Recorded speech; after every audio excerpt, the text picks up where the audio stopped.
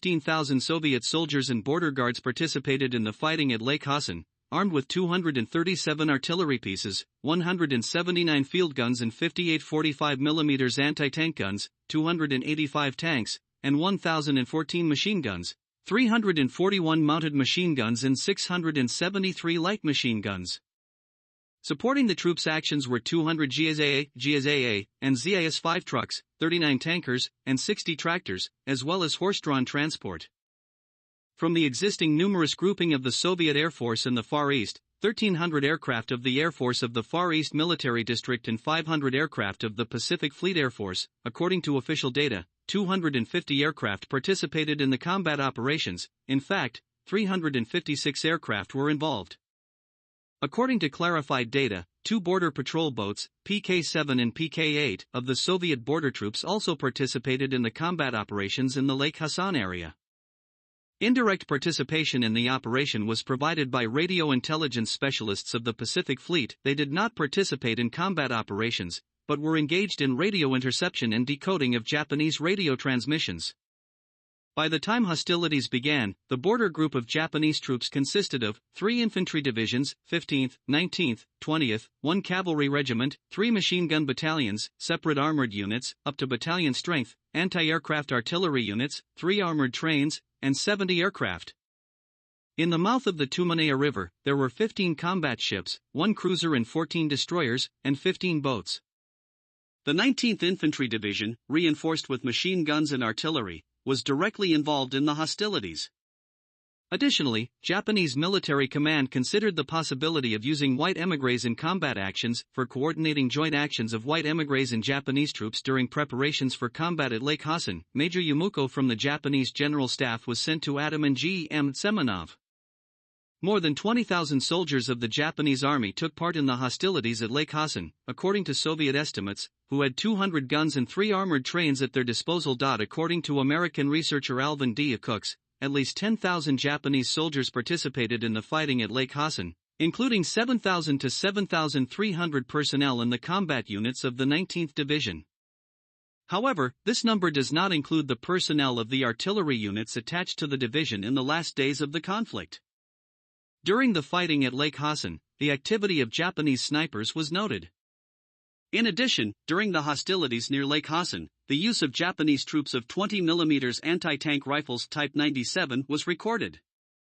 On July 24, 1938, the Military Council of the Far Eastern Military District ordered the 118th and 119th Rifle Regiments and the 121st Cavalry Regiment of the 40th Rifle Division to be put on combat readiness. It was considered that defense in the rugged, marshy terrain was impossible, as it impeded the concentration of Soviet units at the conflict site. On July 24, the 3rd Battalion of the 118th Regiment of the 40th Rifle Division and the reserve border outpost of Lieutenant S.Y.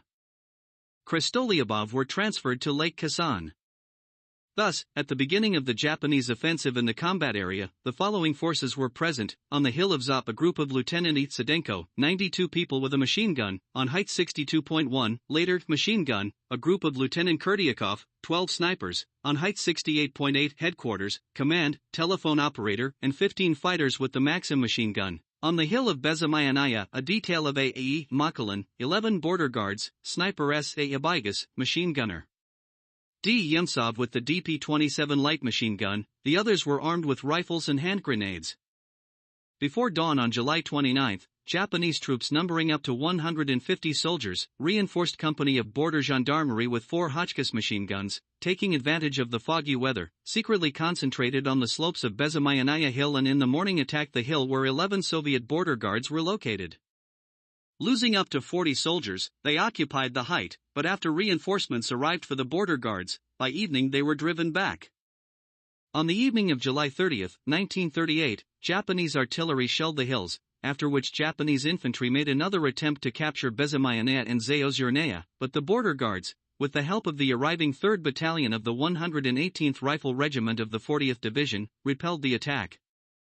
On July 31, 1938, K.E. Voroshilov ordered the Primorsky Army and the Pacific Fleet to be put on combat alert. On the same day, after a short artillery preparation, Japanese troops launched a new attack with forces of up to 2 regiments of the 19th Infantry Division and occupied the hills. Immediately after capturing them, the Japanese began to fortify the heights. They dug full-profile trenches and installed wire obstacles in 3 to 4 rows. On height 62.1, machine gun, the Japanese set up to 40 machine guns. The attempt at a Soviet counterattack by 2 battalions was unsuccessful, although the fire from a platoon of 45 mm anti-tank guns commanded by Lieutenant I.R. Lazarev destroyed 2 Japanese anti-tank guns and 3 Japanese machine guns. The battalion of the 119th Infantry Regiment retreated to height 194.0, while the battalion of the 118th Infantry Regiment was forced to retreat to Zarakai. On the same day, the Chief of Staff of the Front, G.M. Stern, and the Deputy People's Commissar of Defense, Army Commissioner L.Z. Emalis, arrived at the headquarters. Overall command of the Soviet troops was assumed by G.M. Stern. In the morning of August 1, the entire 118th Rifle Division arrived in the Lake Khasan area, and by noon, the 119th Rifle Division and the 120th Tank Battalion of the 40th Infantry Division had arrived.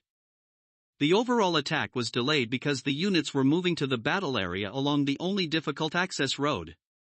On August 1, a conversation took place over a direct line between V.A.K. Blucher and the main military council, during which I.V. Stalin sharply criticized Blucher for his command of the operation.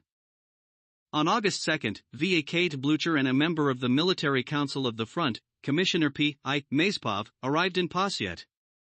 V.A.K. Blucher took overall command of the Soviet troops and ordered the 40th Rifle Division to attack without crossing into enemy territory.